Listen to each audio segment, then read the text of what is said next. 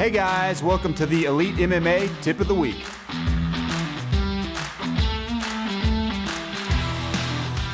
All right, guys, this is Eric from Elite, another safety tip for the day. I want to talk about safety. In martial arts, we do some techniques that might be considered dangerous. So how do we deal with that? Because we don't want to get anyone injured here, and we want to take care of people. Even when we're defending ourselves, we want to just do the minimal amount of self-defense necessary to protect ourselves. Well, how do you do that? Well, the first thing you do is being responsible. We're not going to show technique to someone who's not exhibiting responsibility. So we have different drills in class that make sure people are responsible before they learn it, whether they're adult or a child. Well, the second part is that once we're teaching the technique, and we're constantly doing that, inside of teaching the technique, when people get empowered by getting more and more responsibility. So it's a win-win. People start to feel more confident, feel better about themselves as they get empowered to do more and bigger and better things. And so it's a win-win on both sides. So how does that work? For jiu-jitsu, for example, we're doing joint locks. Well, I don't want my arm broken, and I don't want anyone else to have a broken arm. So how do we do that? Well, when I get caught in an arm lock, I just tap or say stop. I submit. Okay, that's being humble. I'm being humble when I submit to others. And that's good for me. And that's good for children. It's good for all of us to be humble.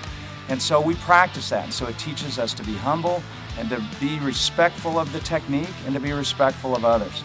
Well, how do you do that when you're applying them? Well, if someone's not tapping, we're going to just ask them verbally, hey, do you need me to stop? Do you need me to let go? That gives them a chance to be in communication with me about how to deal with this. I may go, oh, no, let's be careful. Let me see if I can work out of this. Or no, I think that's probably good. Or no, this is not on. I think I can go.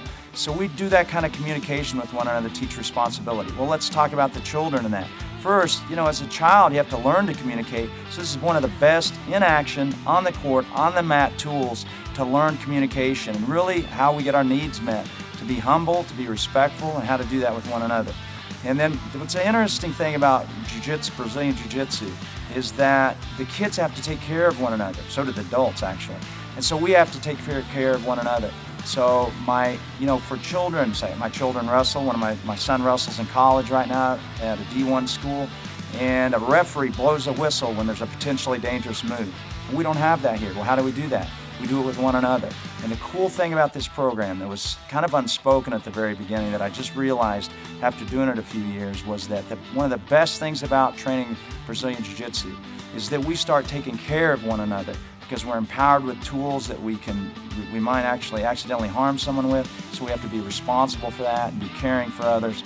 And that's fun training. You get great training, you get really good at Jiu-Jitsu, and you have a great time together and you build relationships.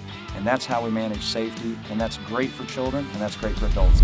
We look forward to seeing you on the mat.